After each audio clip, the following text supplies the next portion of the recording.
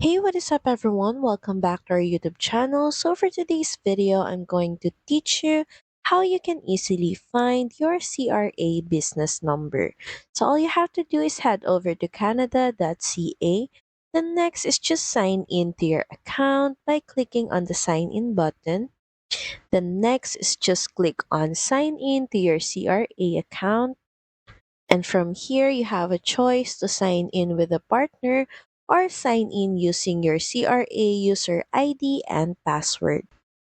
So from here, just enter your user ID and password.